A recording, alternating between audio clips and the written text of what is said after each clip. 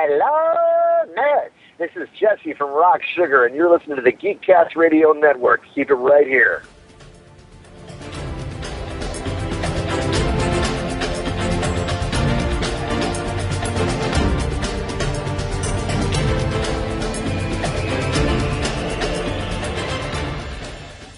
We'll give you the whole seat, but you'll only need the edge. There's nothing wrong with your podcast player. Do not attempt to adjust the volume. Hello and welcome back into our studio. You are now inside Studio 2009, only on the Geekcast Radio Network. I am, of course, TFG and Mike. And for our latest podcast approach, which is our 100th episode, today we welcome a guy called Terry Smith. Terry was working in IT for about 38 years or so, including an extremely long stint at Microsoft, but he's so much more than that. Terry is a hi-fi nut, and he started Music Talks podcast June 25th, 2019. And because I'm very much an anal retentive about numbers myself, technically, Music Talks podcast actually has 124 episodes, so when Terry does the albums of the year for 2024, there will be 125 episodes, unless he splits it up into two parts, which we know he will do, right? Yep. I had the pleasure of being on Terry's podcast in episode 12, and I was and am Mike Blanchard, Transformer Man. Since December 3rd, 2019, Terry and I have also recorded 6 other podcast episodes of my show, Geekcast Radio, the flagship show here on the Geekcast Radio Network, Geekcast Radio. 5 out of those 6 were all about my favorite band, Blackstone Cherry, so we are definitely going to be Blancharting the heck out of this podcast and taking Terry through how he listens to podcasts and how he got his podcast started. And we will try to convince him that there are many more Music Talk stories he needs to get. Hi, Terry. How are you? I am good, Mike. Pleasure, as always, to be here and to hear your energetic voice. Yes, well, you've heard that intro like 5 times in the last week and a half, so... It gets better each time. I just feel like I'm drolling on. But anyway, getting started as podcasters. When did you first discover podcasts, and what was the first one you listened to? Interesting question, because my answer is actually that I can remember 2017, although I'm sure I would have listened to stuff before that. But given that I can't remember it, that probably says it all. So yeah, in 2017, 2 things happened. One, I retired from that IT career you mentioned in July. And 2, around about the same time, a friend said to me, you have to listen to this thing called The Daily, which is a podcast from the New York Times, which I did. And that really got me into it. And very quickly after that, a great podcast that, well, they're both still going, that was called Song Exploder. So those were the first, mid-2017, and those were the first 2 that really attracted me and got me interested. Mm-hmm. So then it was about 2 years before you, after listening, that you really wanted to start your own, or was it earlier than that? It was earlier. So it was actually about a year later. The story I used to tell was that I was invited onto Jesse Jackson's Set Listing Bruce podcast. What actually happened was that as part of my getting into podcasts, I found this and I sent him a mail or a text saying, could I please be on your podcast? Not realizing at the time that if you're a podcast host, that is actually joy when people do that. Oh yeah, absolutely. So I went on as a guest, and I didn't go on with the intention of setting up a podcast, but I had started doing these evenings on a Tuesday evening. You know, you mentioned being a hi-fi nut. I had the hi-fi system in the basement, you know, classic American house. And my wife had something else on a Tuesday night, so I started inviting a friend around, a different one each time, for a few drinks. I'd cook some food, and we'd listen to some music. And I did about 4 of those, and then thought, how's this going? And the reality is, I was having a great time. But it did sort of consist of me playing something, 60 seconds from something that I loved very loud and screaming, isn't it great? Doesn't it sound fucking fantastic? But I thought, I'm not sure how much the guest is enjoying it. And sadly, I can't remember when I came up with the idea, but I came up with this idea that just said, hey, send me some songs. Make it a song from each decade of your life. It doesn't have to be your favorite song. It doesn't have to be your favorite band, but it has to be a song that says, that's the 90s. When I hear that, I think 90s. And people just loved the format. And that became clear, very obvious. People started sending me their long list and their medium list and their short list and all this. So I went on to the show with Jesse and really, really enjoyed it. I mean, he's just a lovely, generous host. And so at the end, I said, and we were about to move back to the UK from Seattle. I said, have you got 5 minutes? He said, yes. I asked him how he got into podcasting. And I said, look, I've been doing these evenings and I wonder if it'd be a format for a podcast. And Jesse, being Jesse, said, wow, that's fantastic. Yeah. And I never thought I'd hear anything again, frankly. And shortly afterwards, he sent me an email saying, I've talked to the network and you're on. So we then did a number of pilot episodes under the name of Tea Time with Terry. And obviously, the move back to the UK was pretty time consuming. So it was, as you said, it was June the following year when I finally sort of went solo under the banner of Music Talks, because Tea Time with Terry is a great name for a golf podcast. So that was when it started. But yeah, it sort of happened by accident, but I'm so glad it did. See, I remember, I had to go back and find Tea Time with Terry, but the way you spelled it was like you're having an English cup of tea, not golfing, which is Tee. That is indeed true. I would have never thought it would have been a golfing podcast. Well, I'll tell you why I say that, because I went on it sounds very grand, it was a Guardian masterclass, which the Guardian's a newspaper in the UK. A masterclass was about 120 people in a hotel room on a Tuesday night. The guy said, has anyone started podcasting? What's your name? And I said, Tea Time with Terry. And he said, what do people think that's about? And somebody said tea, and I went, no. And somebody said Terry, and I said, sort of. And then this woman looked at me and she said, well, it's obviously a golf podcast. Oh my God. Which, given that she hadn't seen it spelt, was a perk. So at that point, it was like, okay, scrap it.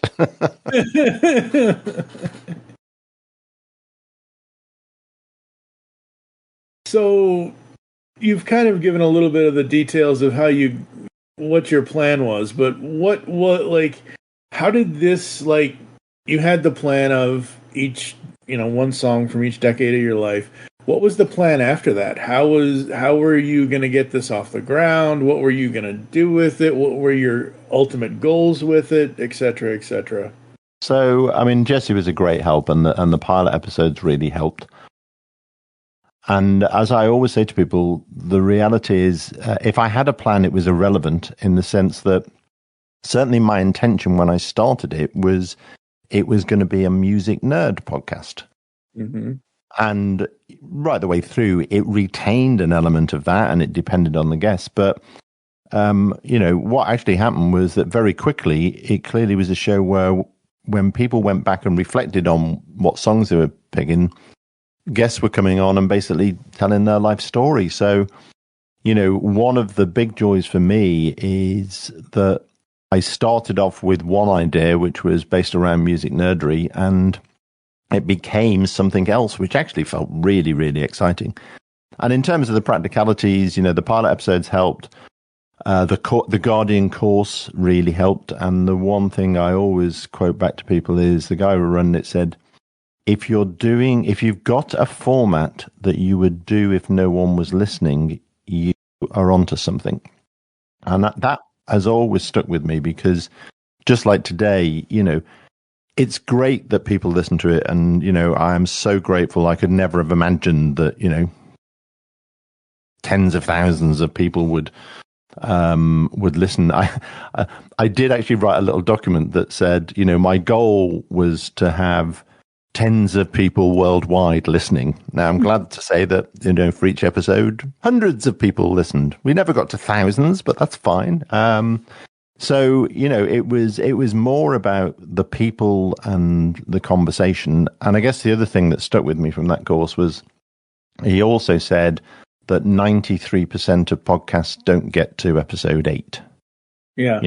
People start it, they find it's hard work, and they fall by the wayside. Other people like you and Jesse are machine to, do thousands of episodes, which I can just... have massive respect for. So I guess the other plan was I was determined I was going to get to episode 10. He tried to out-machine me. I was talking to him yesterday, so it's quite ironic that I've had the two of you in 2 days. Yep. No, he when I had him on episode 97 and I did his podcast approach, he said that his he started just before set listing Bruce and whatever on some other stuff, but he said he can trace his back to like 2014, 2015, and I said, "Oh, cool, awesome." Which technically means I've out-machined. I mean, overall content. I mean, he's got 1,200 or so, just over 1,200, almost maybe 1,300 episodes of set listing Bruce, and then he's got whatever he's got on Perfectly Good podcast and whatever he's got on the Next Stop Everywhere, the Doctor Who podcast. I don't remember off the top of my head for the other two, but I said, yeah, let me know when you're almost at 4,000 total over 40 different podcasts in 15 and a half years. Then we can compare notes. Mike.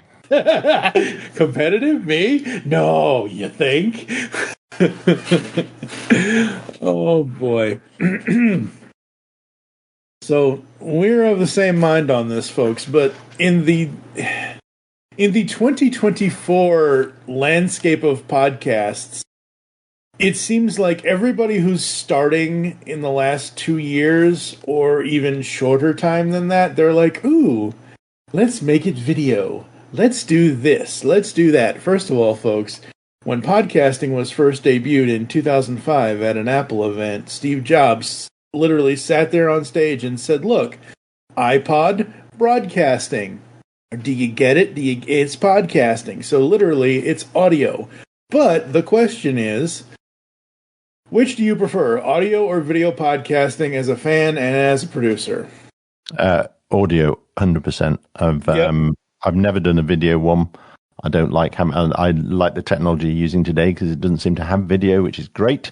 So no, I am not a fan. And, on my Facebook, which I don't spend a lot of time on, but it is very exceptional for me to open a video. It just doesn't appeal to me. Mm-hmm. Yeah. Yeah, Discord does do video, and there are video things that it can do, but generally I use it for audio because it's just easier. And yes, audio, because audio podcasts, you can take them anywhere. Yep. You can take them on car rides, you can go to the laundromat with them, you can go to wherever, you can just be around your house and have it play through your, hi-fi system or whatever. You know what I mean? Like, they can literally go anywhere with you. It's a purely, and you're listening to it, you're paying attention to it, but at the same time, you're getting other things done around the house or whatever kind of thing. Yeah, and who wants to spend 60 minutes looking at me or you? Yeah, I don't know anyone who wants to spend 60 minutes and wants to look at me. Ugh. Most people, I think. Have you seen me? Like, that guy. No, thank you. All right. What kind of setup did you have when you started, and what do you have currently? So when I started, it was PC. It was a headset with a little mic on it, and I managed to choose the room in the house that had the most echo and is it resonance or whatever. So it wasn't great, but it worked. And the initial episodes are still up there, and that's what they were done. But I am a gadget guy, so I now have a little attic room at the top of the house. The only problem is it doesn't have any central heating. So in winter, I have to plan to put the heater on, and in summer, it does get quite hot. But I turn that into a little studio. So the most important bit of kit is I've got a Rode Podcaster, and I also use a Rode mic. I can't remember. I bought some of those broadcast headphones, that have a mic attached at one time. I use these, still use them, but I have the mic switched off. And then a PC, and it's actually an old PC. The only thing it does is podcasting. So there's no chance of anything else interfering with it. And I also have a second monitor as well. Very cool. Very cool. And a screen thing around the mic. And a stand and pop filter and all that stuff. Yep. Yeah, all of that good stuff. Very cool. Which makes me able to do this, you see. Hi, welcome to Music Talks. It's my Tom Waits impersonation. See, that's why the show needs to go on. Anyway, so being a gadget guy, if your headphones or microphone or any part of the setup breaks down, are you going to go back and buy the reliable stuff you've been using, or are you going to use that chance to upgrade? Being a gadget guy, something breaking down is always quite good news because it means you can buy something new and different. So yeah, I would certainly upgrade. I am the exact opposite. I go with what works because I don't trust anything new. There is that. Yeah. I've had, in total, with even sending my gal, and I sent her a pair of these, in total, since 2012, 2010. Since 2010, I have bought the same pair of JVC, just regular headphones, over the ear, giant ear cups, whatever. They're the JVC HA700s, I believe, without taking them off and actually looking at the thing. If I remember that correctly. I've bought these things like 4 to 5 different times in almost a decade and a half. And the only thing that has ever happened, obviously, is over time the ear cups have gotten to the point where the cushioning is frayed off or whatever. But everything else, it works for music, it works for the podcast, it works for whatever. So I can sit here and jam out and write out 3 years worth of a podcast and be the planner that I am for podcasting and not have to worry about it. And they don't even have noise most headphones will have a button for noise cancellation. I just put these things on and I'm in a vacuum. It's like, in fairness, on my hi-fi, I have in 2000, I bought a set of Grado wooden headphones, and I still use them to this day, and they're absolutely magnificent. That's amazing. Did you think you'd be podcasting for as long as you have? On the basis I didn't have a plan, no, I guess. What I do know is at the start, if someone had said you're going to do 100 episodes with and some of these people are going to be, I wouldn't have believed it. I wouldn't have believed it, and that's why it was such a great journey. So a sort of yes and no, I guess. Yeah, absolutely. Yeah, it's a funny thing. Like if you start, and like with your format and with the guests that you've had on for all of your episodes, including the Christmas B-sides and the other specials and the albums of the year and everything else and all that, it's podcasting to me has always been getting together with whatever set of friends you have. Like I podcast with everybody. Like me and my buddy Steve for the longest time, who created the network with me. We do stuff every Monday night. We're recording later tonight as this is being recorded. You'll hear this on November 30th, folks, but we recorded this past Monday kind of thing. And we'll record something or we'll do something, and then I've got like 17 other friends. And now with these whole origin stories between cartoons and comic books and toy collecting and video games and everything else, next year I'm adding a TV and movie version. So yeah, it's like you just find people that you like having a conversation with and just have a conversation. And it's absolutely, you look back on it and you're like, oh, I got to the 50th episode. Cool. I got to the 70th. Holy crap, I'm at 100. Oh boy. And in my case, in most cases, I'm at 200, 300, 400 per show. Obviously, Music Talks came to an end this year, but how would you say, if you were going to continue it, how have your podcasting goals changed since you started 5 years ago compared to now? Oh, that's a great question. I think I'd probably go back to that phrase about if you've got a format where if no one was listening, you'd still do it and you'd still enjoy it. And I think what you've just said, Mike, is it's about the conversation, it's about the connection, it's about the people. Whilst it's lovely to have listeners, and I've been blown away that you have it, Jesse have it. There's a core of Music Talk listeners who I know have listened to every episode, which I find incredible, and I'm incredibly proud of that and touched by that. But yeah, I think it's that connection and the quality of the conversation with the guest. Absolutely, I think that would be the main focus. Yep. All right, let's get into your podcast listenership. As a listener, what defines a good podcast to you? Okay, number of things. For me, it has to be something.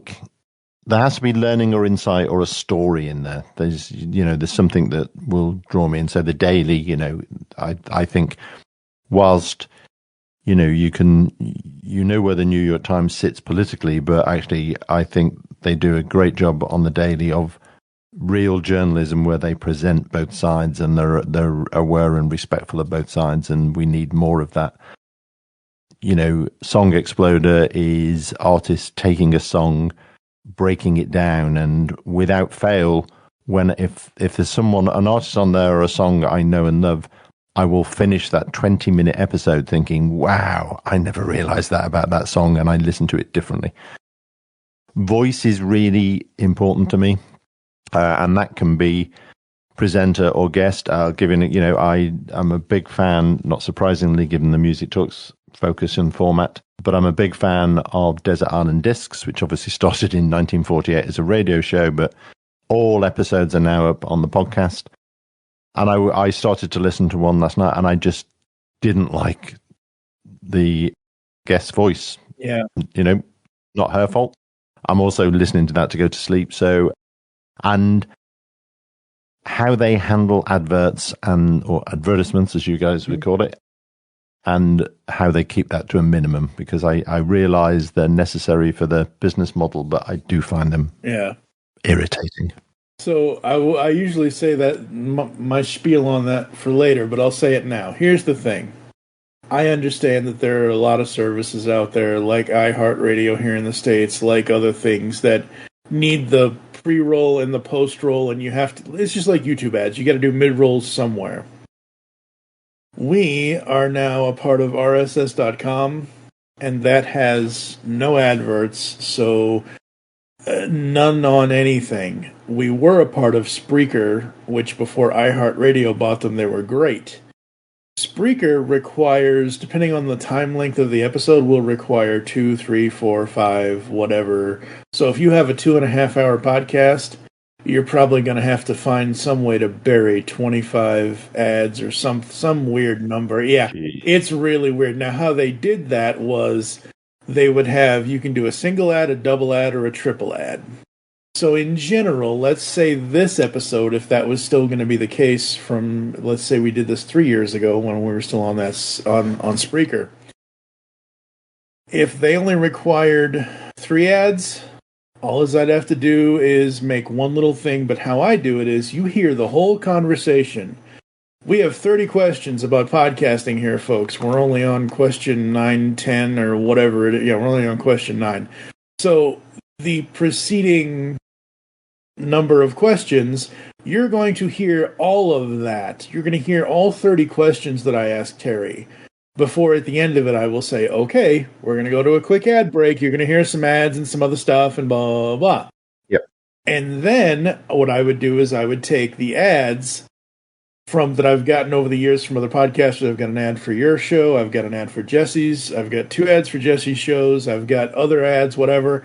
I would play and promote all of my friends' ads first, but I would bury what the company thing needed in there, so that way you don't hear, like, if I ask you a question about, like, what is your favorite part of the hi-fi sound? Now, before you even get a chance to answer that question, something might come out. If I don't manually edit those ads, it might be like, oh, Mike asked Terry this question, and all of a sudden, would you like to buy some Cialis? No. Yeah. No, you don't have the ads interrupt the conversation. You just don't. Correct. You manually, and so many podcasts do. Unfortunately, and it's that clash between the content of the podcast and the advertisement. You've just done that beautifully. But yeah, that's what. If people do decide to listen to Music Talks and all the episodes are up there, just to be clear, there are no adverts, none, ever. As a listener, what does a podcast have to draw you in? So you listen to the first episode. What do they have to get you to come back? Okay, that's a great way of putting it. I think it's back to my answer for the previous one of just, learning insight. If I think of my own podcast, one of the roles I saw, particularly as it sort of started to change, was one of my roles was to find music trivia around my guest songs choices. And I know people really like that.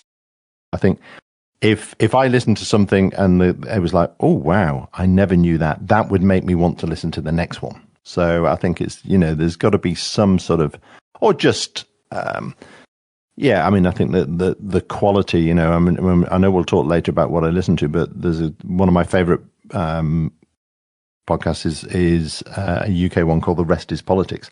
And the two presenters are from opposite sides of the political sort of spectrum. Right. But actually, and they've been doing it for 3 years now, and they've clearly actually become really good friends. But they do a great job of having a respectful, interesting conversation, and that's what drew me in. It was like, oh, actually, listening to these two guys discuss stuff from different perspectives, that's interesting to me, and I learned stuff. Very cool, very cool. All right, let's talk about time length. As a listener, do you prefer short, 30 minutes to an hour and 30-minute shows, or do you prefer longer podcast episodes, as in 2 hours or more? I'm at the shorter end. I always wanted music talks to get under an hour, but for a long time, I sort of had 75 minutes, and my rationale was it was an hour of chat and 15 minutes of music.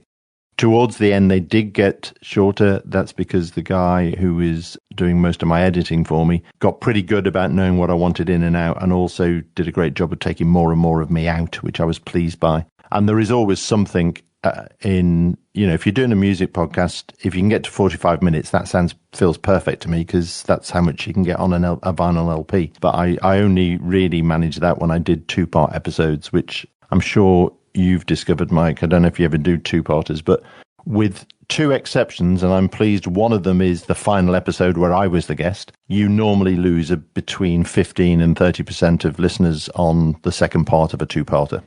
See, that's interesting, because I would think if you like how you left off most of you when you did do 2-parters, the few times you did them, you would find a good stopping point. This is the same thing the way I would do it. I would find a good stopping point, and maybe during the conversation, I will say something like, okay, folks, that's going to do it for right now, yada, yada, yada, yada, yada. Dun, dun, dun. Tune in next week for the rest of the story, as Paul Harvey would say. But it's... Yeah, well, let me tell you why I think, certainly I lost between 15 and 30%, is my audience was basically made up of 2 parts. One was people who knew about the podcast and were regular listeners, and the second would be friends of that episode's guest. Okay, gotcha. And therefore, what I think happened was that one of 2 things would happen, and this is all speculation. One is they'd listen to the first part and not like it, or I like to think more likely is they'd listen to the first part and forget to listen to the second part, because they're not regular listeners. Yeah. I'm pleased. There was me and there was a guy called Mark Spickett. And actually, weirdly, if you look at our numbers, we've both got slightly more listens for part 2 than part 1. I presume people went back for a second time. Well, that, and I wonder, because again, you're talking about telling your story and Mark's story and everybody else's story in these last 5.5 years. You like hearing how the story began, but you also I don't know a lot of, the middle part of the story is also is very interesting, but people like beginnings and endings. So maybe that's it. I don't know. I couldn't tell you. Speaking of beginnings and endings, as a listener, do you start at the beginning of a podcast, the most recent episode, or do you jump around? It depends how podcast has been going for. So I actually signed up for a new one last week, and there are only 12 episodes in. So with that, I've gone back to episode 1. If there's hundreds or thousands, then I will probably listen to the most recent episode. I will always go back to the first episode, and that's a tip for anyone thinking of starting a podcast. Do spend time on pilot episodes. Do spend time. Make sure that episode 1 is a good one, and I include audio quality, because certainly in my case, episode 1 is about 40% more downloads than any other episode. Very interesting. Maybe more, actually, because people, I think, do go back to the first episode and have a listen. Yeah. Yeah, absolutely. And especially with a show like Music Talks, like there are two shows that I would say that I have had to start from the beginning. And luckily at the time when they started, I caught them at the beginning. I might have been a little bit late to Music Talks because it was a suggestion on Facebook, and I tend to ignore Facebook suggestions, even from really good friends like Mr. Jesse W. Jackson. But I was like, oh, what now? Because that's my reaction on Facebook for that's my reaction on Facebook for everything. Oh, what now? Yep. But I eventually caught up. But it was your show, Music Talks Podcast. I listened from the beginning. And it was another show at the time called Part-Time Nerds, Full-Time Dads. And it was about these... Oh, yes. Yeah, I've told you this story before. It was these two guys, Mike Laidman and Chris Blonsky. They were new fathers at the time. They used their podcast to talk about the geeky gaming stuff that they like talking about. But they were also telling you their journey about how both of their wives were pregnant at the same time, kind of thing. So you went through a journey of how their children were born. You can't just jump into Part-Time Nerds, Full-Time Dads, episode 6. You have to start at episode 1, and then you can maybe jump around after the first year of the podcast or so. Yeah. No, it's it just depends. It depends on what kind of podcast. If it's a news podcast, you can start at the most recent episode because you don't need to go back that far. But if it's a podcast that tells a story, or if it's a podcast reviewing a specific television show, you're not going to start at episode 50 of that television show. You're going to want to start at exactly. So, as a listener, how many voices are too many on one episode?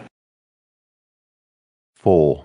So 2 interviewers and a guest works fine for me, I think. Well, actually, I'm just thinking back to prior to the US election, the daily. So the main guy in the podcast is Michael Barbara. He did do some roundtables where there was him and 3, and that worked. But they were very it was only one person talking at a time, and you were clear on who it was. So maybe 5. But I think once you go above 3, you've got to manage it pretty carefully. Yeah, you have to be an extremely amount of traffic control type of thing. Like say it was you and I and Jesse and 1 or 2 or 3 other people. It's like, okay, so if it's my show and I'm running the show, here's the topic. What is your opinion, your opinion, your opinion? Everybody go at once, give their opinion around the table, and then we would then figure out the rest of the stuff after that. But yeah, it's very much traffic control kind of stuff. And in fact, Mike, I've not thought about this before, but going back to your question about video casts, I guess that is where video would start to be useful if you're talking about, 5 guests. If you're watching it on video, at least you can see who's talking and you start to build up. Whereas, doing that just with voices, I think that's, you're going to certainly I would be spending more time thinking, who's this speaking than listening to what they were saying. Yeah, that's why you have we only ever do more. So for me, 3 is a sweet spot because 3 gets you 3 individual opinions. You have the host and then the 2 guests, or however you want to title it, whatever, doesn't matter. But when we would have 5, it's because we were voting on things. We do our top 100 various top 100 TV shows or top 100 blah blah blah, or we would do these GCRN Wars things where we would do SEC bracket type tournaments, like NCAA, whatever kind of tournaments, and we would pit against each other. So you'd have to if you're going to do Def Leppard versus Jefferson Airplane, you're going to need I don't know. I pulled it out of my ass, Terry. Sorry, but the point. I'm actually thinking I'd like to hear that. Well, the point is, who would win in a fight? Who would win in a musical fight, of Battle of the Bands, whatever kind of thing? And we would do this thing of, you have this vote, this vote, this vote. You can't have a tie vote. There has to be a winner. So in that case, you have to have 3, 5, 7. You have to have a number of people on the podcast to have a deciding vote and not a tie. And that's where the juggling and the traffic control and all that for the voices really does happen. But yeah, generally, right now what we're doing 1 and 2, it's easy, it's fine, it's fun, and all that good stuff. Has there ever been a moment when you just like you've been listening to a podcast for a while and they release a new episode and one of the hosts says something and you're just like, nope, I'm done? Do you ever just stop listening altogether? No, thinking about that question, I tend to sort of fade away, if that makes sense. I haven't had that. No, okay, I've done. It was always a fear with Music Talks that, somebody, and I think quite rightly, I was always very careful not to sort of censor in any way my guests. So there was always that fear that somebody would just go, no, that's it, I'm done. Don't like that guest. I've had enough. But no, for me, I just tend to fade away, and then I'll, every now and again, I'll cull the podcast that I've followed and think, oh, I haven't listened to that for ages. If I haven't, get rid of it. Absolutely. All right. What podcasts are you currently listening to? I've probably mentioned most of them already. So The Rest is Politics. There is a US version of that. It includes the two hosts. One is, and I'll get his name wrong, but Anthony Scaramucci, the guy who was Trump's press secretary for 10 days.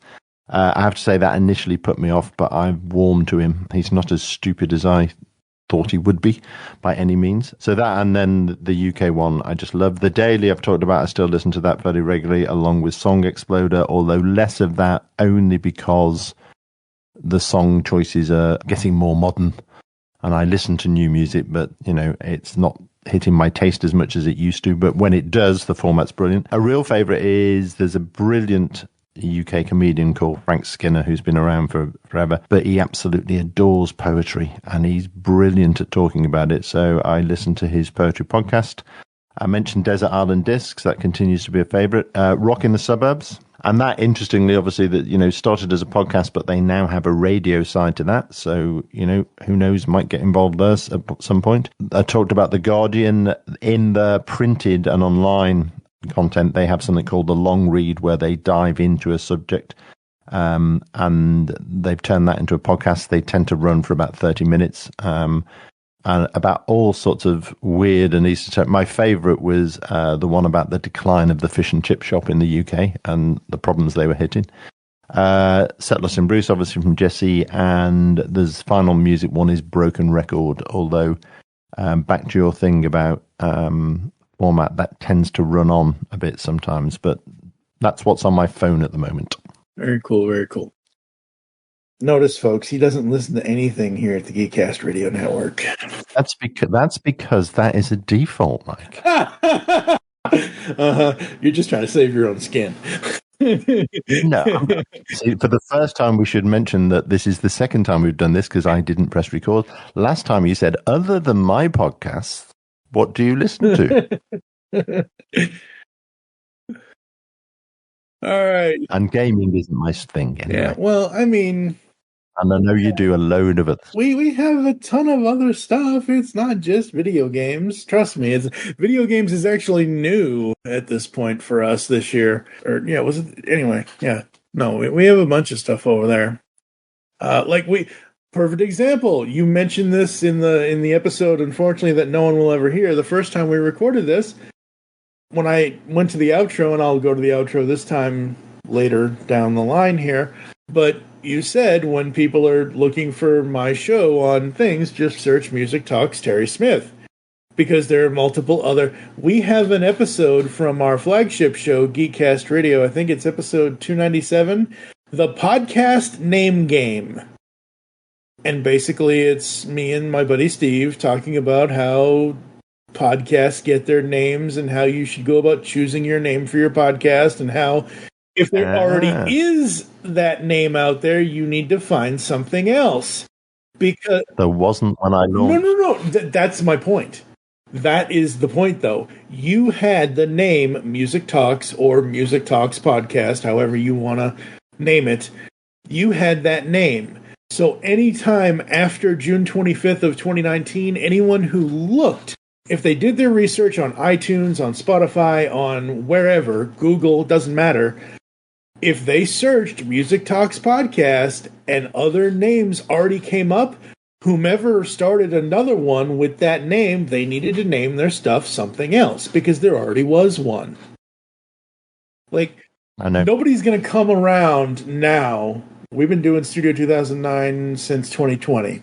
And Studio 2009 is very specific as far as the name goes because it's me and Steve doing various movies, and it's our all-encompassing movies and TV thing, and now I have this podcast approach stuff in here too, and video game stuff as well. But the point was, anything in the audio or visual realm. So if you can see it, if you can watch it, if you can hear it, if you can listen to it, we will discuss it on this podcast. And studio, because podcasts, most of the time, if you can, you make a room a studio, or you actually have a real studio. And then 2009 was when the Geekcast Radio Network launched, in June of 2009. So no one's going to come steal this name. Go find your own name, folks. Be original. But the sad, and I agree with you, so you've done a good job of finding something unique. But the reality is, if somebody wanted to, they could. They could. They shouldn't. They should have better, common sense and respect. But damn kids, get off my lawn. All right, podcast. That's right. I may not be as old as you, but I'm still an old man. Damn it! Get off my lawn, you damn whippersnappers! Oh boy, always bring out the old man voice. See, folks, I've got him giggling so much over there. All right, podcast production. As a producer, do you find yourself listening to podcasts less and less? No, because I wasn't working at your rate or Jesse's. So, it took up time, obviously, but no. But I've never been, I ran through that list of stuff that I'm listening to, but I probably don't listen to any of them more than 2 or 3 times in a week. So I'm still a fairly low consumer. You talk about having podcasts on when you're doing stuff. For me, that's going to be music. So, right, yeah. I have to fit in music, sport, and podcasts, which there's only so much time in the day. That's right. As a producer, are you a podcast planner, or are you just throwing stuff at the mic to see what sticks? Please don't throw stuff at me. Oh, very good. Very good. We'll be back after a commercial. No, we won't have a commercial break. That's a fascinating question because, my initial response was planner. And then if you think about how an episode of Music Talks ran, I only had 2 pre-planned questions. Yep. Which was one at the start that said, can you just do a pen portrait of, if it was you, who Mike is? And at the end, I would ask final thoughts. The rest of it was genuinely free format. Now, one of the beauties of the format is because you go from decade to decade, there is a structure in there, but I deliberately wouldn't sort of pre-plan too much because I wanted it to be a conversation. And, okay, we're having a conversation today around a set of questions, but conversations tend not to be pre-planned. Right, yeah. So it was always important to me that it was spontaneous. And again, and I use the word a lot, of joy.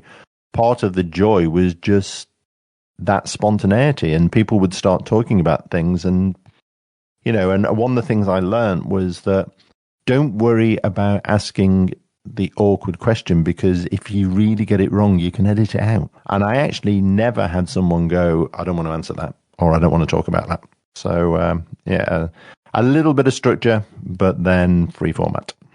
Absolutely. As a producer, so the definition for this question is kind of like how sometimes, and we meant at this point, just like on his own podcasts, anytime you mention Bruce Springsteen, anytime you mention John Hyatt, take a drink. Anytime we mention Jesse Jackson, folks, take a drink.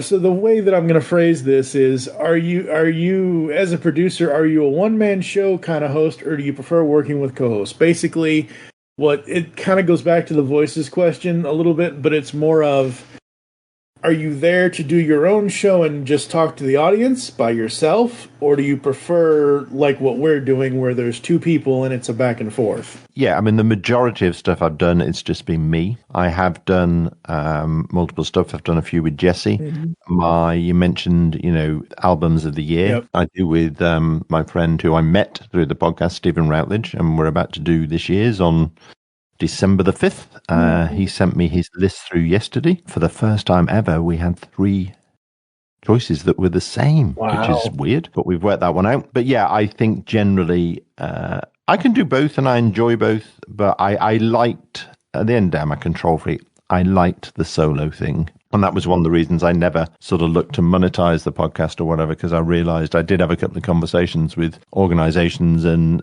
I realized there was an element of control inevitably I was going to lose, and I didn't want to lose that. Yes, folks, podcasters, we are control freaks. Indeed. As a producer, do you feel like you need a mixing board and all the fancy stuff that would usually be found at a radio station, or are you good with a great mic and headphone setup? I said before, I'm a gadget guy. I love my Rodecaster Pro.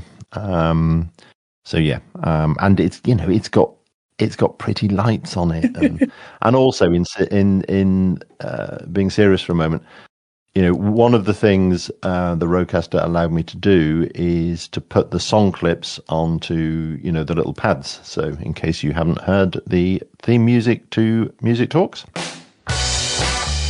And that really actually helped because it meant when I first started it, we would get to the song choices and I would say, let's take a listen to Fleetwood Mac.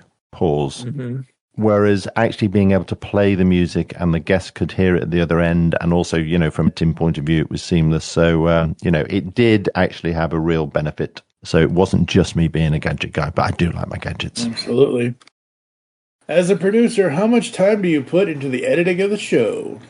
When you were editing your show? So I'd never done any editing when I started.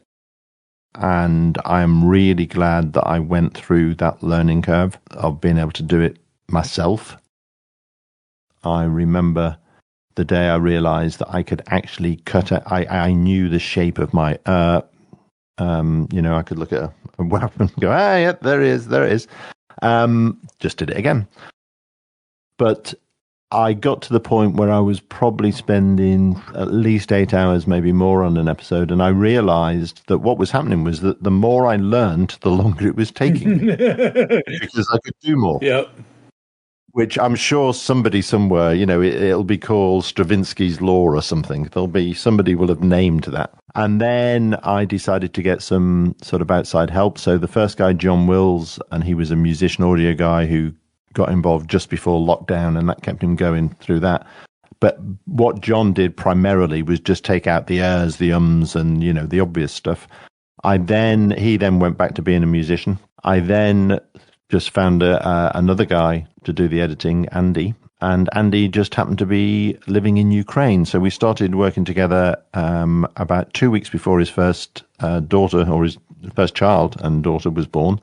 And about 6 weeks before the Russians invaded. And we worked all the way through, despite his street, literally, and he lives in a lovely old town called Lviv on the east of Ukraine, despite a missile literally landing in his street, and power cuts and all of this. He never missed an episode, and I will always, and I'm still in touch with him, obviously. And I will always be so grateful to him. But he took on a bigger role, as I joked about before. But he got really good at knowing what I wanted in and out, and it was interesting to lose a bit of control over the show. Because he would send me stuff back, and there was times I go, oh, and if there was ever anything I wanted to put back in, he'd done the sound bit on the whole recording, so I could do that. But it became less and less. But yeah, editing, I think, is something. My view is, if you're going to do podcasting, you have to learn to edit yourself. Not least of which, and it was always a great reassurance with Andy. Of, God forbid, if he couldn't do an episode, I knew that I could go back to doing it all myself if I had to. Yeah, and it's nice to learn a new skill. Absolutely. And if anything ever comes up, I've been doing this for a long time now. Anyway, Well, the final thing on editing, and you mentioned control. I think you mentioned control freak and retentive. Editing control freak. Yes, yeah, very much so. You can get really, really nerdy about it. Yeah. But there's also that joy, and there's that word again, when something's gone wrong and you actually manage to edit it and put it together, and it sounds that's actually how I said it the first time, and it sounds perfect, even though you didn't. I always got a kick out of that. Yeah. I've been using this comparison now for the last couple of episodes in the last couple of months.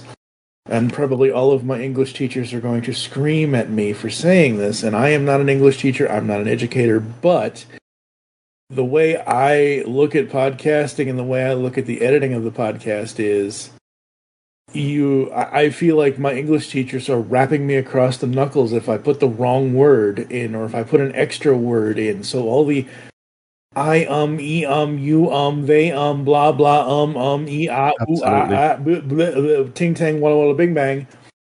I look at how I'm editing the shows as making it the best I can possibly make it, making it as not just concise, but making it a flowy conversation. So there's no unnecessary silences. It's all stuck together. It's all this. It's all that. And if there are things that I have to cut out, like, Terry, what's your favorite Beatles song? If you took 5 seconds longer than what I knew you would probably take on that answer, and you said before you answered it, I would cut that. I would take that out and just have your answer. Yeah, yeah. And the other thing that is a challenge is, when you're doing that, is to make sure you're still keeping the pace of the conversation. Absolutely. That it's not over edited. And there was a few episodes where there was a bit of that. But I said final before, but the other sort of observation I'll make, and this is just a personal view, but if you ever respond to that voice in your head that says, yeah, but who will notice, then maybe it's time to stop podcasting. Because for me, my view is always, I don't care. I will. Yeah, that's the point. And this is the point of, and I was editing Jesse's shows for a while last year, and I only got to edit Jesse's shows for a while last year because I kept telling him, like, you forgot this in the editing, you forgot that in the editing. There's a giant space of dead air here. Oh yeah, we could go down a rabbit. I would tell him this privately. I'm not gonna, even though I'm quote unquote outing it now. It's fine. It is what it is. But that's how, if it doesn't sound good to my ear, or if it's something that catches me off, I will notice it. But it's not just with my own shows, it's with everything I listen to. Now, I don't obviously give everybody feedback on it because nobody wants an asshole for a listener, but it's just one of those things where hopefully people always looked at that as me being helpful to them, because I want the shows I listen to, as well as the shows that I produce, to be the best possible thing we can make it. Oh, absolutely, Mike. Absolutely. And I also think back to, there's that other awful moment where you've taken something out and 20 minutes later the guest says, so as I mentioned previously, and you're like, okay, I'm going back. Yep. Either I take the whole thing out, or I'm going back and I'm reinsert, because when I'm listening to, if there's those things that, that sort of discontinuity, if that's a word, that really irritates me. So yeah, continuity is everything, folks. All right. As a producer, do you prefer in-person recordings, like if you and your lovely wife Laura were to ever do her story on Music Talks podcast, you'd be sitting across from each other? Or do you just prefer what we're doing and what we have been doing forever, which is over the internet? I've never done an in-person recording, and that's not deliberate. I mean, obviously the nature of the show and my guests was always going to be over the internet. But I personally, and it would maybe be fun, and maybe I'll just do it as, there's a really good friend of mine who lives 2 doors away. He's now a recently retired musician, and we meet up for beers every couple of weeks. And I, just like you sort of hound me about getting Laura to do music talks, I hound Gary about writing his book, because the man has got so many great stories. And, one of the things I have offered to him is, hey, let's just sit and have a conversation and I'll record it. You don't have to be writing a book. Yeah. So it might be interesting to do that face to face. But I think, if I were ever to restart Music Talks or do another podcast, then my design criteria would be to do it like this. Yeah. Besides anything else, when two people are sat in a room, your brain is doing an awful lot of processing because you're looking at someone and all of that body language and everything else that's going on. Whereas here, there's two people talking and we're listening to each other. Yeah, and you're right. And I've done 2 in-person recordings in 15 and a half years. One was, Wow. I've done 2. I've only done 2. And it was fine because all as I did was we used Audacity, actually, because it was just easier since I only had one microphone. My buddy Steve, had come up when Karen and I got married because he was my best man for the wedding. So we did like a little after, because Karen and I weren't going on it wasn't one of those 1980s weddings where, you smash the glass or you do whatever you're going to do. You do the love shack and then you go off to the honeymoon to Jamaica somewhere. We didn't take our honeymoon until almost a year later. So Steve and I, we went back and Karen was tired, so she went to bed and we just did a quick little 5-minute, 10-minute thing, sat next to each other, looked at each other. We've been looking at each other over the internet for the last X number of years. This is weird. And then that's kind of my favorite. Yeah, and the other one was when I interviewed Eddie Nero, Big Ed from Big Ed's Barbecue in Waukegan, Illinois. He has this restaurant called Big Ed's Barbecue. They deal in barbecue and meats and everything else. And they had this Matthew the Sheriff Burger Challenge. It's this giant. Think of what's his name? Adam. What's his damn name? The guy, the food guy, the man versus food guy. Is similar to that. So it's one of those burger type challenges. So I interviewed Ed. Every year does this big Thanksgiving thing where you can either send your turkeys in or send your stuff in, and he'll make you this whole dinner. Or on Thanksgiving, for those less fortunate, he and his team would actually go deliver full Thanksgiving meal type stuff to people who were less fortunate, kind of thing. And I wanted to interview him for that because at the time, back in 2019, he had already been doing it for 4 years. And I had him sitting right here next to me, next to the desk, and it was fine. It was fun. It was awesome. But yeah, over the internet is much easier because we're each in our own spaces. We're comfortable in our own spaces, and we're perfectly fine. So, but I do think, and as you said at the start, and the other thing is, it's audio. Mm-hmm. That's where the focus should be. Yeah, absolutely. But I do think, as much as he says, folks, that I hound him, I lovingly hound him because her story needs to be. But I do think if you did do that, you would have to do it in person with you all sitting next to each other. You couldn't just stick her in a different room and you in a different room. It would. Hey? I don't know. Right. Not going to happen anyway, Mike. Not going to happen. Damn shame, folks. He won't sell out because I'd buy that for more than $1. Trust me, I would. Oh, boy. Okay, so this is a feed question, and this feed question is because I've known podcasts that do multiple things. Like, you take all of Jesse's stuff and you throw it into one feed kind of thing instead of each show having its own feed. So, as both a listener and a producer, do you prefer one feed have everything, or should each type of show have its own feed? So let's say, for example, you've got TV show of the week, movie of the week, and music release of the week. Should that all be one podcast, or should each of those be their separate thing? Yeah, I mean, it's one of those yes, no, maybe answers. I think I err on the side of each show should have its own feed. Mm-hmm. So if I take the example, The Rest is Politics, there's a UK version, there's the US version, so they're obviously different. That makes sense. They then do something called leading, which is in-depth interviews with one individual. And back to length, they typically run for well over an hour. And that has a separate feed. But what they do in the main feed is they have the show where the two of them talk about issues. They then have a listeners' questions, and they put those into one feed. You could argue they should be separate. But, I always think the simpler you can make it for the listener to know what they're going to get, the better. Oh, yeah, absolutely. Because I think as soon as you're asking the reader, I've done it again. As soon as you're asking the listener now is it this one or is it that one? Then the danger is that they'll go, in fact, it's none. I'll go and do something else, or I'll listen to something else. So and I think people knowing what they're going to get is a good thing. Yeah, absolutely, 100%.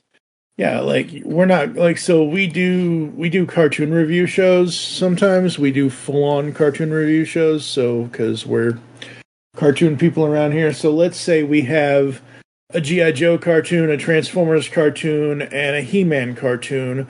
All three of those, because they are all three different television shows, cartoons, whatever you want to call them, they each would get their own feed. Whereas if you did an overall discussion on each of those topics, like if you're doing the history of them, those could go on Geekcast Radio as a simple episode per franchise kind of thing.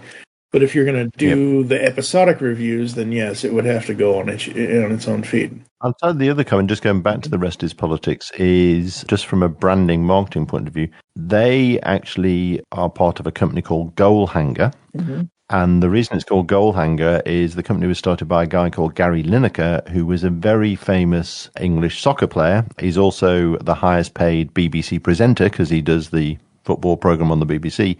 And all of the podcasts under Goalhanger are called The Rest Is.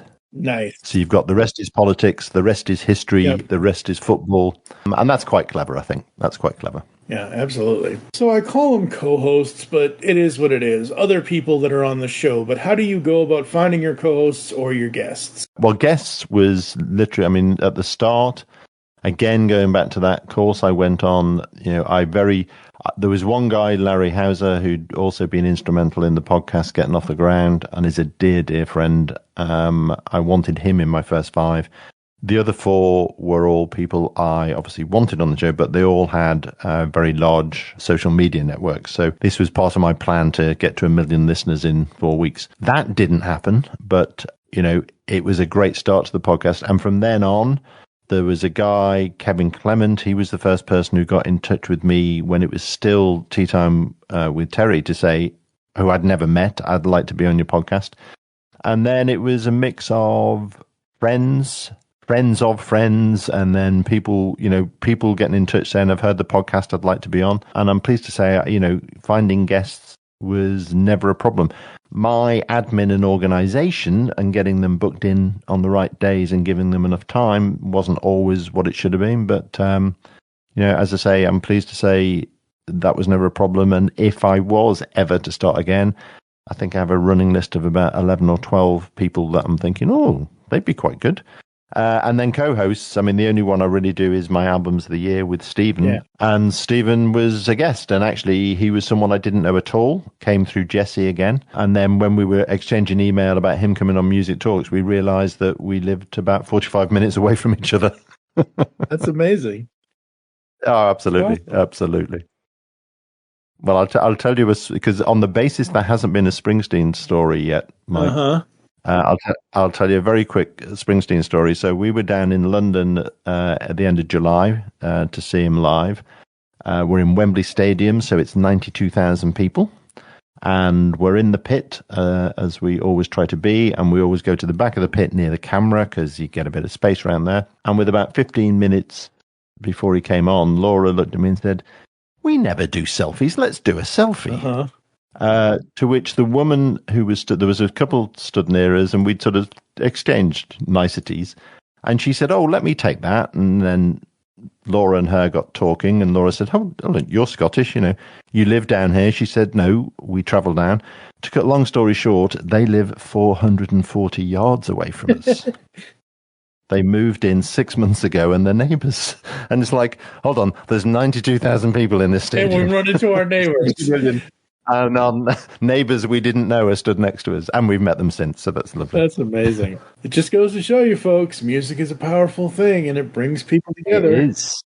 It is. Unfortunately, due to all of the things with YouTube and Spotify and everything else, you folks aren't going to hear any music in this episode because I can't put anything in without us getting doxxed.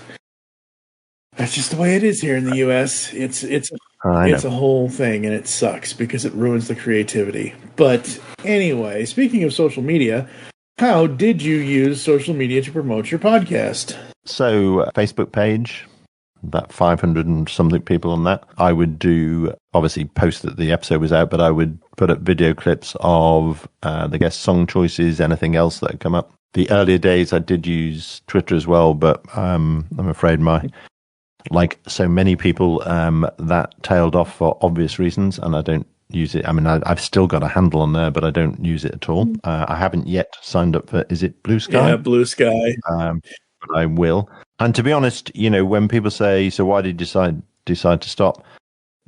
That was one of the sides of that was starting to just feel a bit like an overhead. And frankly, I realized I wasn't being as diligent about it as I had been in the early days as well. But, I don't know about you, but I have no idea what people see on Facebook or, what goes into feeds and what doesn't, and why do I. So, I guess a bit disenchanted by all of that these days. Yeah, but it certainly helped in the early days. Yeah, absolutely. With Facebook specifically, and with all of the social media I'm on, I curate it to like an nth degree. Again, going back to the whole anal retentiveness of myself. In Facebook specifically, you can do, would you like to see this in your normal feed, your favorites feed, your this feed, or your that feed?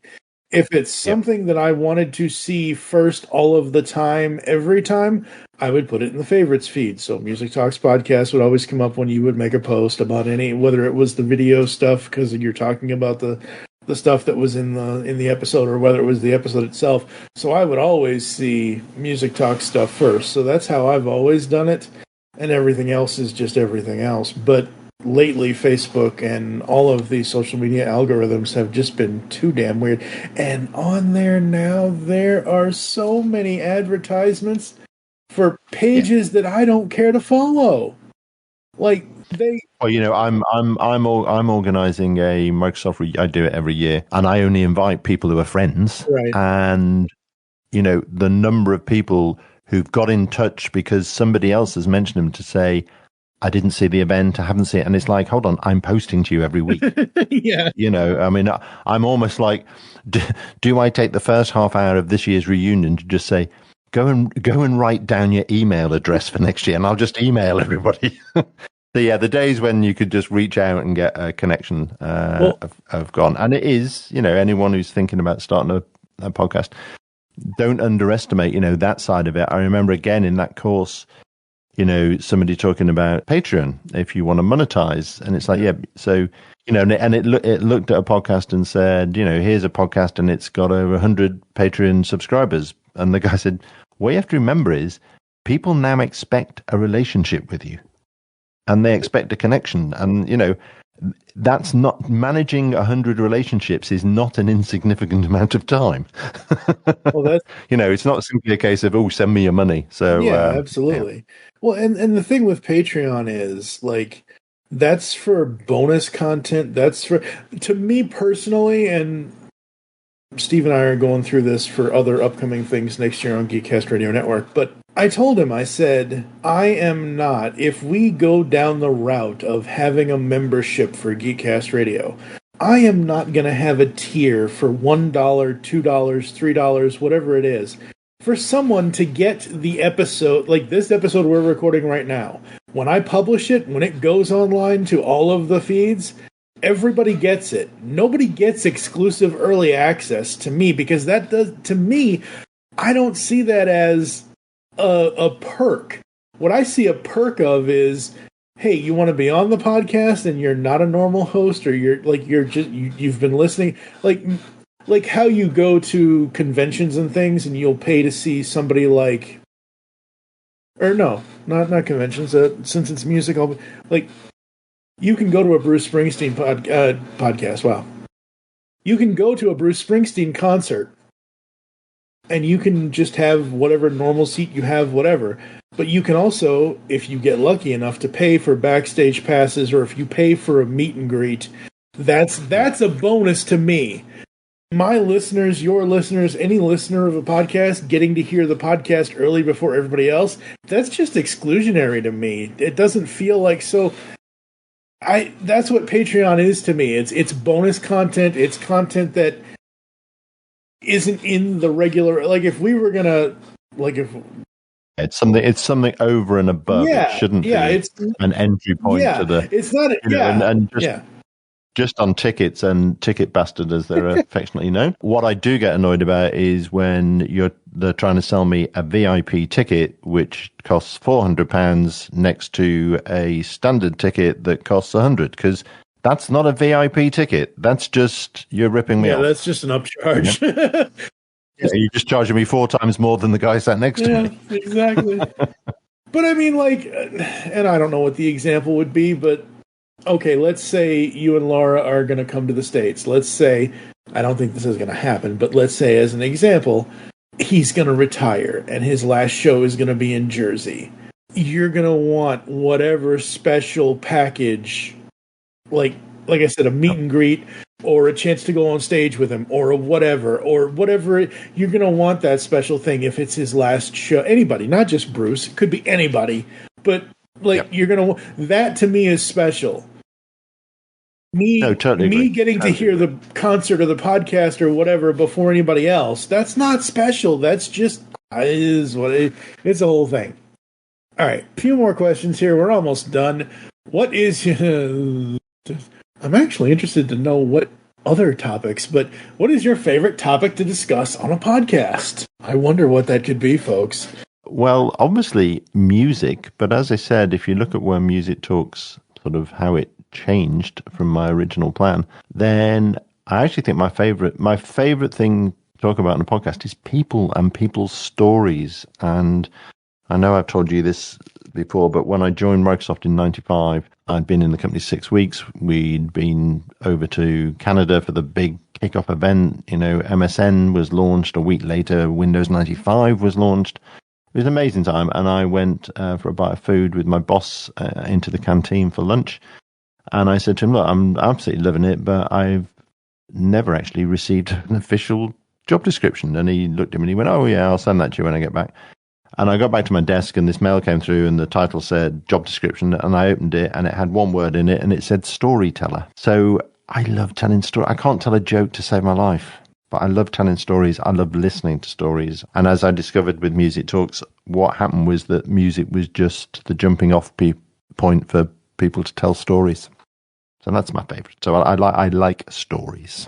Very cool. Very cool. What do you see as the differences in podcasting versus being on the radio? Well, I guess my first answer is maybe I'll find out, because that's one of the options I'd like to explore, is potentially doing a bit of radio. He's got a great face for radio. And, I also mentioned before that I listened to Desert Island Discs, which has been a radio show since 1948 or 42, can't remember, for a long time in the UK. And you literally think, well, it's just a brilliant podcast format. I think it's that, if I was to go with anything, it's that listening to it and thinking this person or these people are talking to me, Whereas I think there's radio, there's a broader side to it, if that makes any sense. Yep. But yeah, I guess the answer is I need to go and do a bit of radio and then come back and tell you. The original release date for Desert Island Discs was January 29th, 1942. 42, it was 42, so middle of the war. Yep. Yeah, if you go on to, I'm assuming the BBC Sounds app works overseas, but they've got literally every episode since 1942 up there. And it is a fascinating listen. Yeah, absolutely. So obviously, folks, Music Talks Podcast was an interview show. And this is more of a question that was, I don't know. It used to be in one of our other things kind of thing. But if you've done any interviews with famous people, which was your favorite?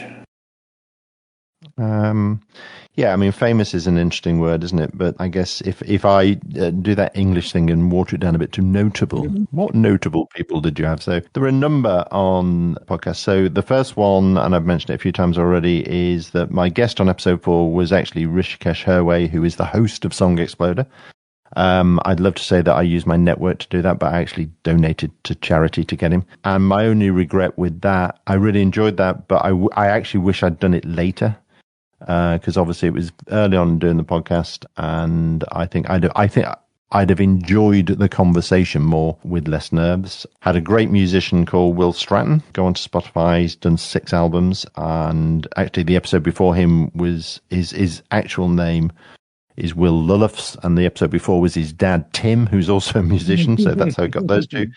I had Matt Bancroft, who is Johnny Marr at the Smiths. Matt is Johnny's design, does all his design and branding and covers for the albums and everything. Malcolm Barrett, MBE. He is very famous in British design. He did the cover for the first Buzzcocks single. He did the Rio album cover for Duran Duran. He was absolutely fantastic.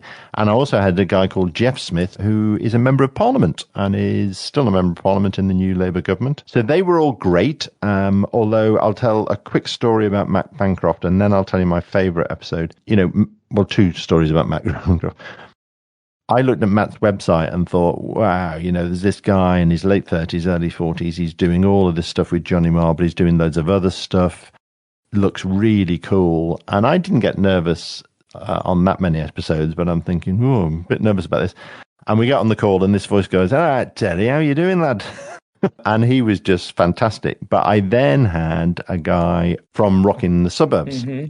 And he was going to be one of their sort of group. He was going to be on my next guest. And he actually emailed me to say, I've just listened to Matt Bancroft's and he's done such amazing stuff. And he's, so famous and everything. And I'm just an ordinary guy. I'm not going to give him a name.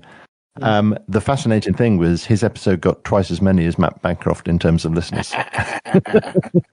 Because everybody has a story. But my favorite episode was a lady called Jo Berry, and it's a really moving episode. Briefly, in 1984, the IRA, when all the troubles in Ireland were going on, bombed the Conservative Party conference. They bombed the hotel with the goal of killing Margaret Thatcher and all the cabinet. They weren't successful, but one member of Parliament was killed, and the person who was killed was Jo Berry's father. And she then dedicated her life, or has dedicated her life and continues around peace and trying to help in war zones and areas of conflict around the world. And the most amazing thing is that as part of that, she not only met the guy who planted the bomb that killed her father, but they've actually been working together for the last 20 years. Oh, wow. Which I just think is incredible. And of course, the other great thing is that her music choices were brilliant as well. So if people ask me, what's your favorite episode, then whilst there are so many, I genuinely never had an episode where I thought, wish I hadn't done that. But Joe's is my favorite. Yeah. Absolutely. Well, like you said, episode 42. Yep.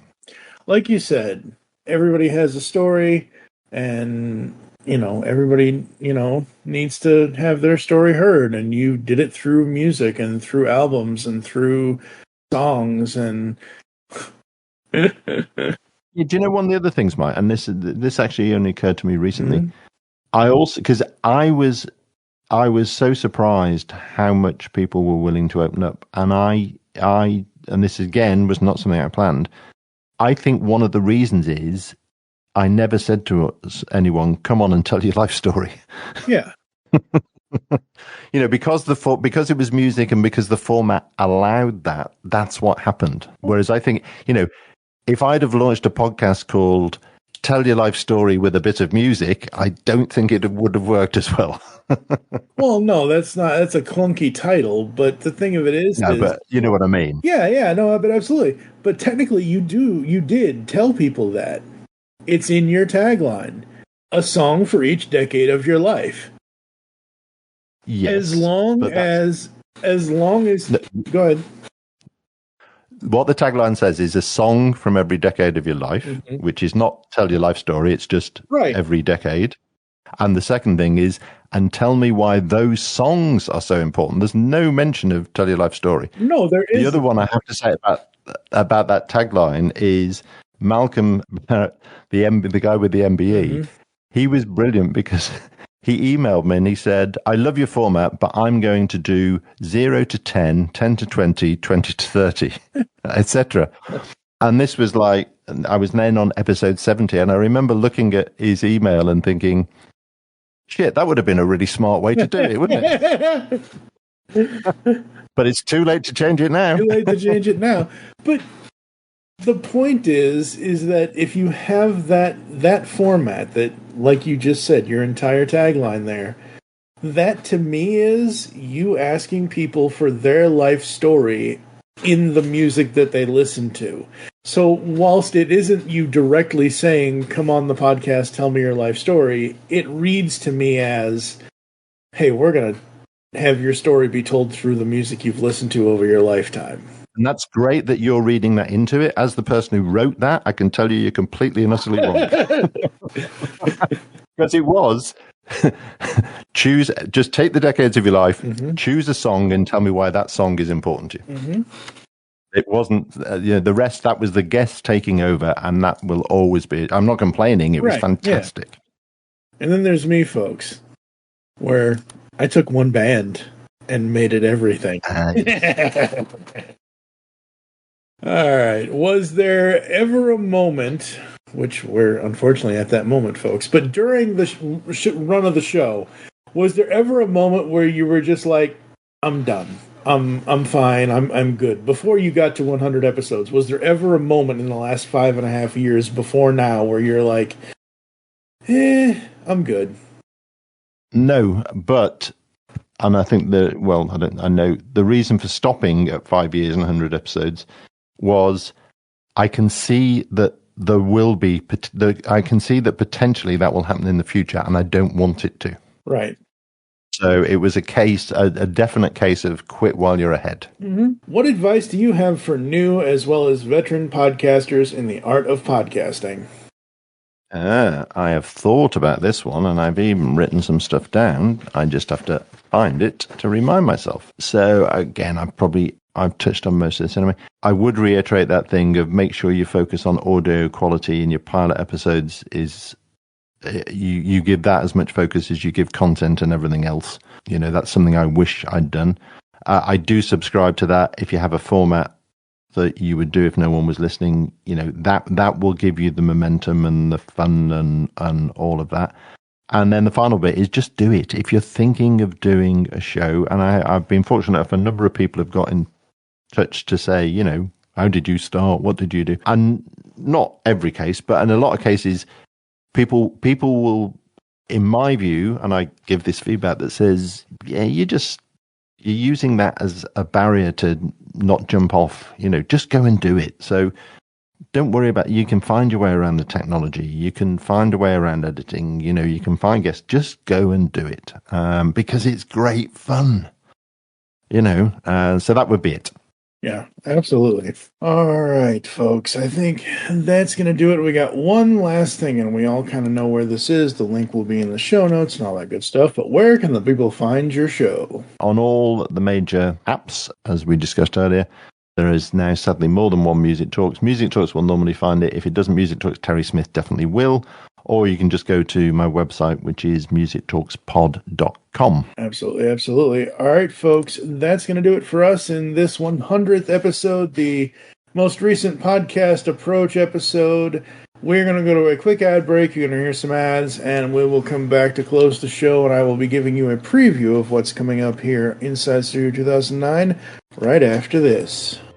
For over 6 years, my guest and I have been discussing the soundtracks to our lives. I'm Jesse Jackson, and I've had hundreds of fans from around the world share their stories about the power and magic of all kinds of music. If you enjoy stories about joy, redemption, trials, and ultimately triumph, then please check out Set Listing Bruce, a Bruce Springsteen fan podcast.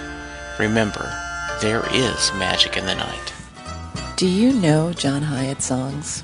Maybe you know them from being covered by Roseanne Cash, Three Dog Night, the Neville Brothers, Emmylou Harris, Eric Clapton, B.B. King, Jeff Healey, Bonnie Raitt, or literally hundreds of others. Maybe you have some of his albums on your shelf, or in your cow-horned Cadillac right now. I'm Jesse Jackson. And I'm Sylvan Groff. And we're going to dive in from A to Z. Join us on the Perfectly Good podcast. We're going to discuss all of your favorites and uncover some forgotten gems, from aces up your sleeve to Zero House. Rate and debate every John Hyatt song on the Perfectly Good podcast. Have a little faith. Hi, I'm Terry Smith, the host of Music Talks, the podcast where I ask guests a simple but beguiling question. Choose a song from each decade of your life and tell me why these songs mean so much to you. Guests and listeners love this format, and if you want to find out why, then take a listen at musictalkspod.com or use your favourite podcast app. Just search on Music Talks Terry Smith. If you'd like to be a guest on the show and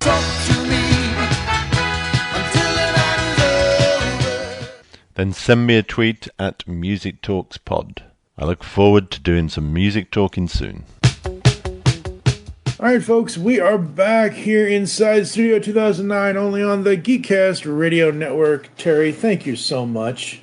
Oh, thank you, Mike. Seriously, you're a massive supporter of Music Talks, which I will always be grateful for, and it's always fun to talk to you. So thank you for the invite. Absolutely, absolutely. Folks, Terry will be back because I was trying to find and see. I'll have to find this for him offline, but again, take a drink. Jesse Jackson, Set Lusting Bruce. I forget when he started doing this, but he did this segment called Springsteen in 5 Lines, where you choose the 5 lines from whatever 5 lines you want from any Springsteen song. That basically he took your format and put it to song lyrics, essentially, kind of, sort of.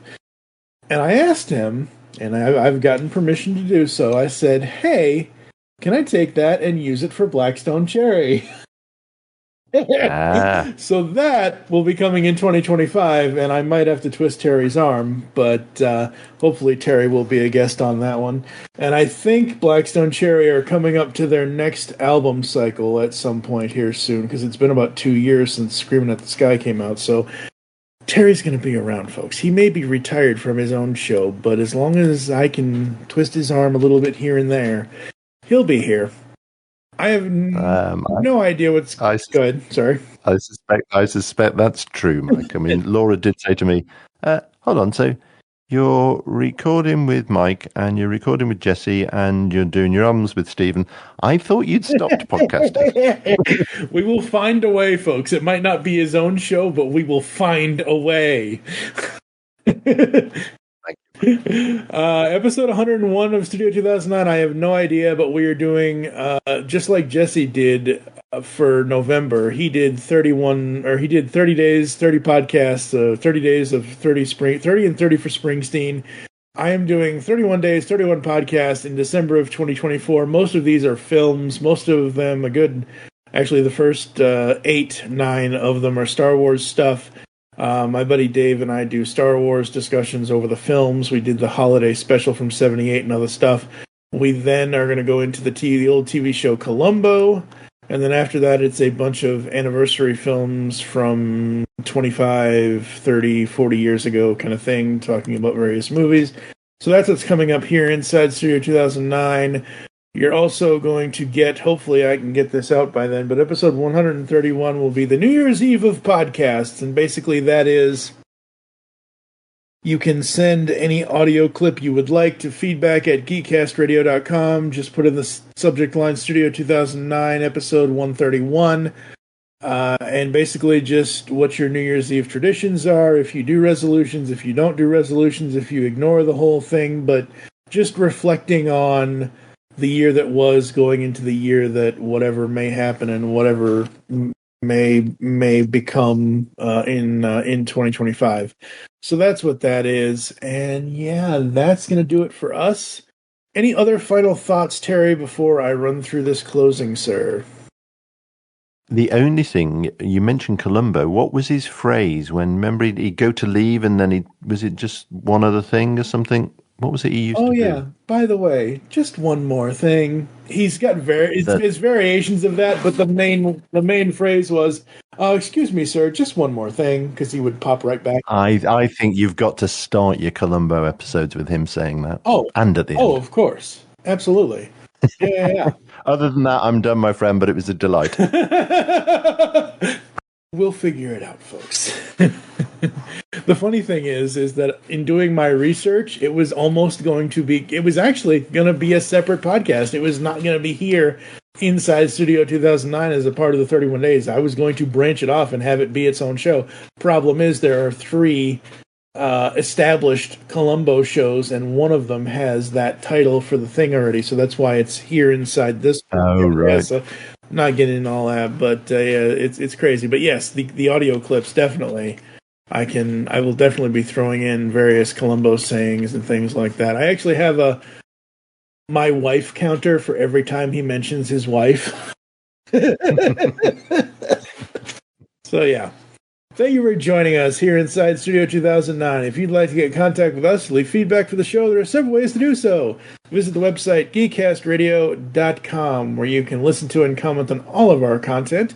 You can also check out shop.geekcastradio.com right now for all your holiday podcast shopping needs. You can get t-shirts up to 4XL with our logo on them and some other stuff, as well as mugs and other things in there. I think Steve Megatron's adding stuff all the time for that. So we do have a store finally again. We did have a store years ago, and they kind of went under at the time, but we do have a new store. You can check us out on any of the podcatching clients you choose to use, Apple and Spotify, whether you're Android or in the rotten fruit camp. You can use that. You can leave us reviews on any of that stuff. We are still on Twitter. We still call it Twitter, no matter what that nasty-smelling cologne says. At Geekcast Radio for the network. It's Studio 2009 for the show. I am at TFG and Mike.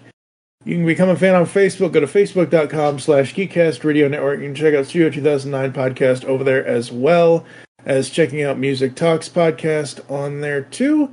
Join us next time when we will be doing something in episode 101. We're cutting a little close to get another music episode, folks, but I don't think that's going to happen. But we'll see. We'll see. But 31 days, 31 podcasts for December. For now, I am TFG and Mike with Terry Smith. You'll hear us back in the studio soon.